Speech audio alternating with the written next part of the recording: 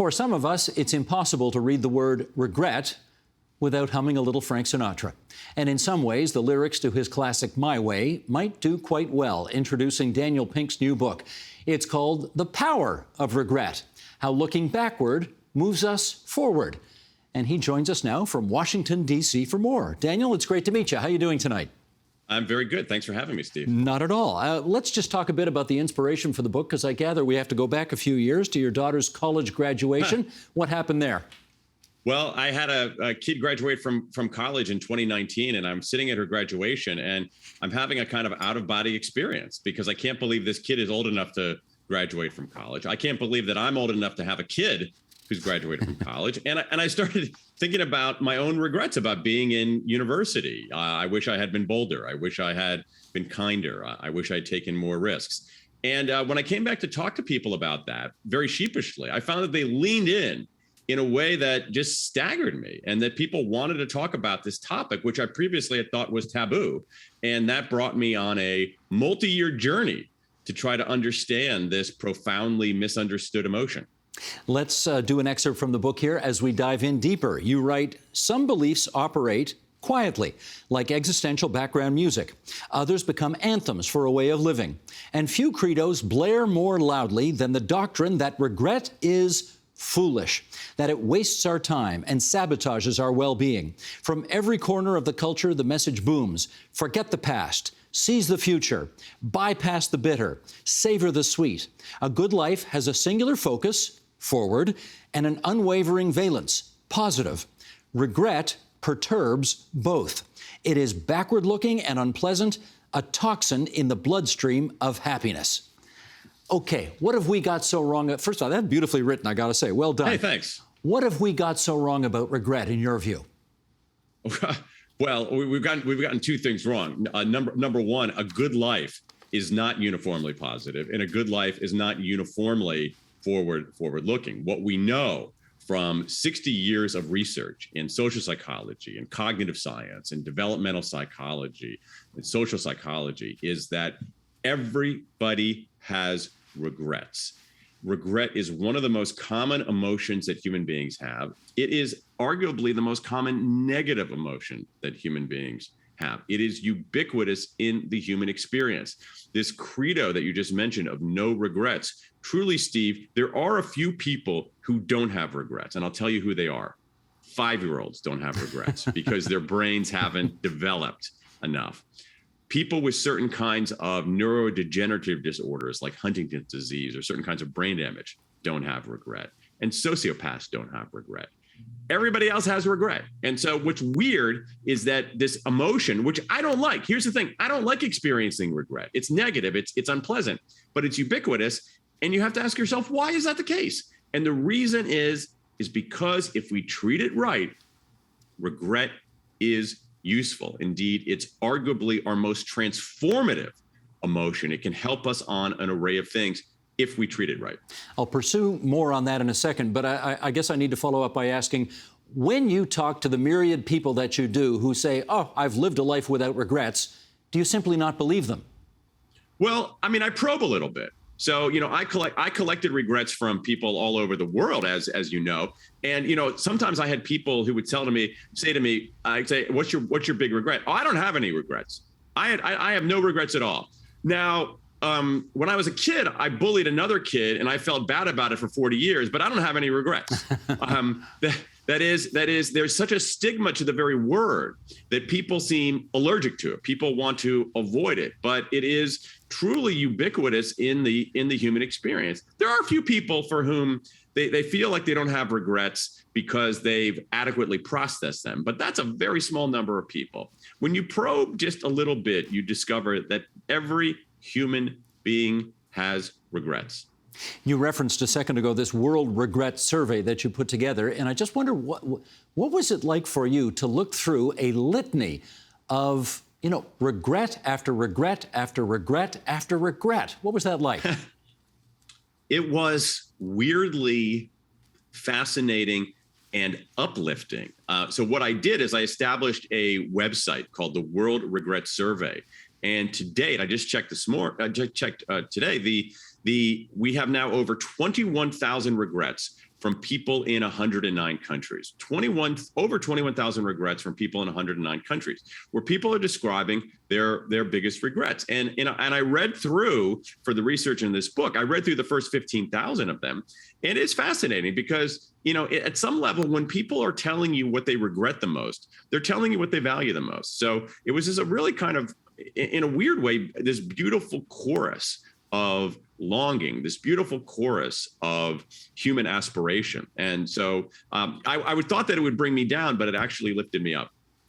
Now, I guess we know the most cliched regret that you never hear is somebody on their deathbed saying, I regret I didn't spend more time at the office. Okay, we all know that. But looking through those 21,000, or the vast majority of them, as you just indicated, what was the most, which is the one that just sort of reached out and slapped you in the face and said, oh, wow, that is a seriously fascinating regret? Well, I mean, there were a few. I think that one of them was how often we had regrets of boldness. And I think what's interesting about these regrets and the way that regret researchers had previously categorized regrets was by looking at them by the domain of life. So this is an education regret or a career regret or a romance regret. And what I found is that one of the biggest categories was regrets where people were at a juncture in their life, they could play it safe or take the chance. And when they didn't take the chance, not all the time, but man, oh man, most of the time, they regretted it. And it could be, I didn't study abroad in university.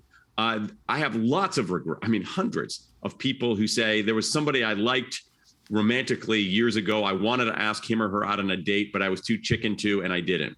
Lots of regrets about not starting businesses. Really, I think one of the most prominent things that you see is that regrets of inaction, regrets of not doing things, are far more prevalent, but also far more painful than regrets of action. That, to me, was one of the biggest findings in this survey. You've categorized them into four sort of broad buckets, and let's go through those right now, if you would. Sure. Foundational regrets is number one. Tell us what that means. Those are regrets about small choices that you make early in life that accumulate to negative consequences later in life. So what you often see on these are people who didn't take their health seriously, didn't exercise, didn't eat right. And then over time, it's a very hard problem to undo. A lot of regrets about in the financial realm, about people who spent too much and saved too little. Again, it's not immediately devastating, but over time it is devastating. More regrets than I expected about people who didn't work hard enough in school and didn't work hard enough in university and now are dealing with the consequences. So foundation regrets are, if only I'd done the work. Number two, boldness regrets refers to what? Right.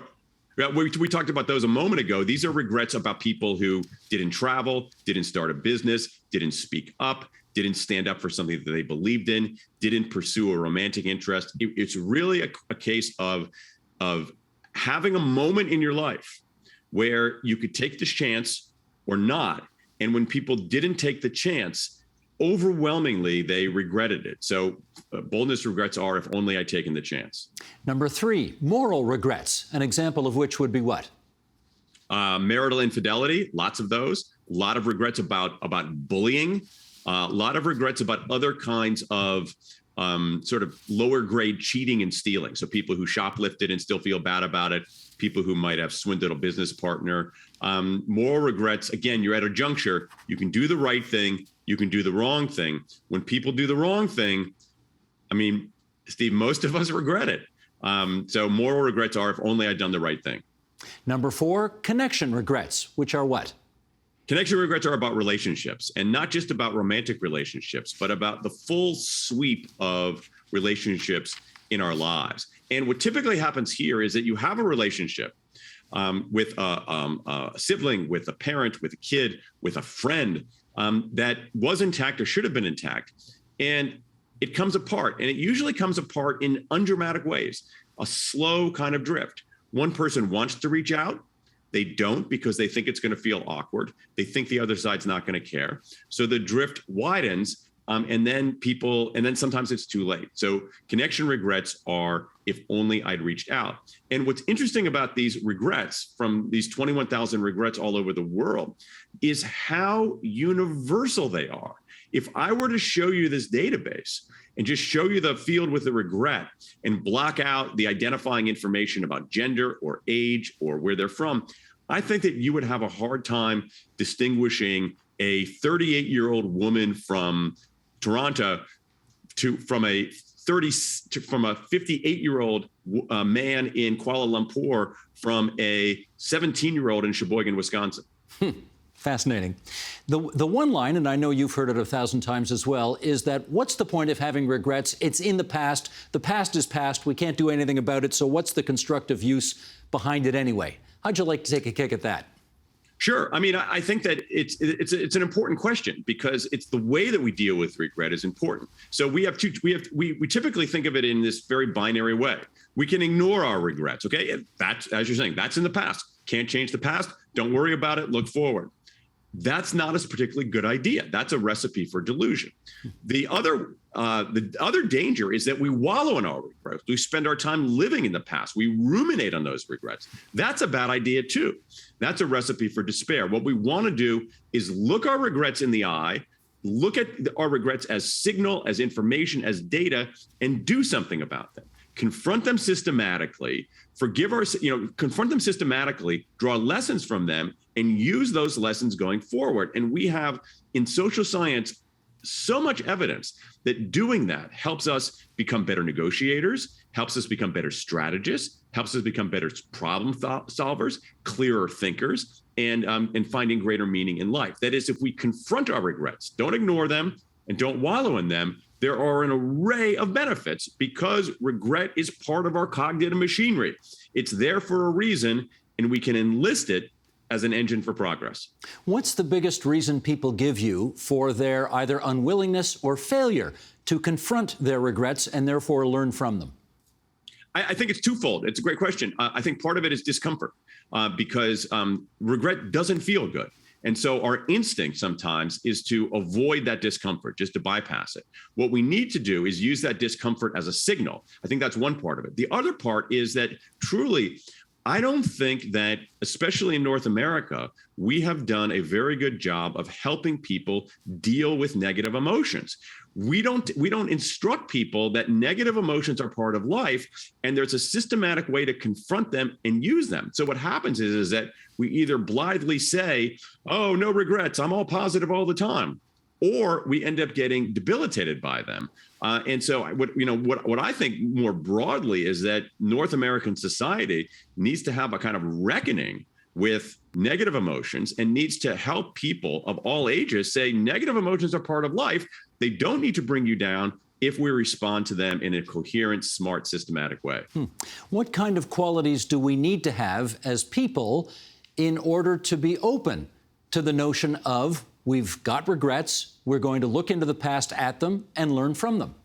I think that it's not only a question of personal qualities. I think that it's really a matter of teaching people how to do this. And the first step, which is sort of a personal quality, is, and it could be one of the most important things, is that when we make mistakes, when we screw up, when we blunder, the way that we talk to ourselves is brutal. I mean, listen, I do that. If you were somehow to broadcast my self-talk out into the world, you would think I was a lunatic, the way I talk to myself. Okay, so the remedy here is pretty simple. Don't do that. There's a whole line of research in what's called self-compassion, and what it tells us is this: that we should, in the face of mistakes, in the face of regret, treat ourselves with kindness rather than contempt. Don't treat ourselves better than anybody else, but certainly don't treat ourselves worse than anybody else. Treat ourselves with kindness, recognize that mistakes and regrets are part of the human condition, and also recognize that any regret, any mistake that we make is a moment in our life, not the full measure of our life. And that first step, that tool right there of self-compassion, is a way to relieve a lot of the burden of regret and allow people to begin making sense of their regrets and drawing lessons from them. Daniel, you've got an anecdote in the book in which you refer to somebody who's got no regrets tattooed on their body, misspelled, but tattooed on their body. Maybe you could just go into some of the detail around that story and why somebody felt what would be the use of putting that on your body forever?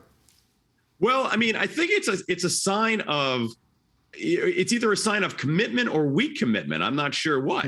That is, when we think about how we display our beliefs, our political beliefs, we might wear a button on our lapel, we might put a sign in our yard, but having this phrase "no regrets" enshrined on our body is a pretty good commitment. And I always wondered whether it was because people truly believed it or because they didn't quite believe it and wanted that constant reaffirmation. I think that one of the interesting things is a fellow I wrote about named Jeff Bosley, who got this no regrets tattoo on his arm. He's an American. He served in the U.S. military. As he went into the military, he got a no regrets tattoo on his left arm, the arm that he would look at as he shot his rifle. And then 14 years later, he had the tattoo removed. So he had a no regrets tattoo that he ended up regretting and having it removed, which is one reason the tattoo removal business in the U.S. is $100 million a year business. I know you pointed that out, $100 million a year. So it does show that we do have regrets, because anybody who wants to spend that much money to take those tattoos off clearly has some regrets and is prepared to come to terms with them. Okay, I get it. Absolutely. I haven't asked you this yet. I've been sort of saving it for closer to the end, and I met. Of course, you get asked it all the time, but I still want to know anyway. Your own personal regrets. What's at the top of your list? I have a lot because I'm a human being. I think that the one that bugs me the most, Steve, are regrets of kindness, and it's a little bit peculiar in that when I was younger, I was never a bully, but there were many times in my life, especially when I was in university, when I was a younger man, where people were being mistreated. And I was there. I was seeing it. They were being excluded. They weren't being treated fairly. I saw it going on. It's not like I didn't see it. And it's not like I didn't know it was wrong. I knew it was wrong. And I didn't do anything. And that has bothered me, for decades. And so it's a good example in some ways of like, what do you do with that? So I could say, I'm feeling terrible about this inaction, this not standing up for people, not including people. It's in the past, doesn't matter. Or I could say that's a bad idea. Or I could say, oh my God, I'm the worst person in the world. I'm just a horrible, wretched human being. That's a bad idea too. What we need to do, and I think there's a lesson in this, is that regret is a signal. I've made all kinds of decisions today that I don't even remember. But something that I did, or in this case didn't do, 10 years ago, 20 years ago, 30 years ago, that's still sitting with me, that's telling me something. That's telling me what I value. It turns out it's a message that, hey, you value kindness more than you might realize. And it instructs me on how to do better in the future. And so what I've tried to do is, when I find myself in those situations now, is use that unpleasant feeling. And if I see people being excluded, if I see people not being treated fairly, is to stand up and say something or reach out and bring people in. And so again, if we treat our regrets properly, they can clarify what we value and teach us how to do better in the future. I'm genuinely not trying to put you on the spot with this follow-up question, but I wonder whether you ever go so far as to either send an email or pick up the phone to the people of 20 and 30 years ago that you saw in those circumstances and say, something's been bugging me all these years. You know what? I haven't done that, Steve. And I've thought about it, and maybe I lack the guts to do that. However, I have talked to a lot of people, especially who were bullies. Okay, so mine is a little bit more kind of, in some ways it's even worse. It's sort of passive unkindness. But I've talked to many people who bullied other people when they were younger, who have gone back and done that. And I think what's interesting about those conversations, at least as they've been reported to me, is that the people on the receiving end of it are far less troubled by the person on the perpetrator end. That the people who are on the receiving end often have made sense of it, often have gotten past it, but it's really stuck with the people who did the bullying because they did something wrong. They did something wrong. It's their fault. They have agency there, and they made a moral blunder, and they're living with it. The people who are simply on the receiving end have often shrugged it off, as human beings who are typically resilient often shrug off these kinds of things. That's quite a comforting thing to know. Well, okay, in our last minute and change here, how do I want to ask this question? Okay, plain and simple, what's your favorite song as it relates to regrets? Because you do mention one in the book that is particular at the top of your list, which I don't think is going to be the same as what's on the top of my list, but let's compare and contrast. Go ahead. Well, I mean, I have to say, I love the Edith Piaf song, Je ne regrette rien. I regret nothing, in part because her life was the exact embodiment of the opposite. This is somebody who died penniless, with a pile of regrets, who on her deathbed was expressing regrets. In her 40s. In her 40s, it's a beautiful song by someone who led a wretched, regret-filled life. Yeah, see, I mean, regrets. What's I've yours? had. Well, obviously, I hinted at it in the intro. Regrets, I've had a few, but then again, too few to mention.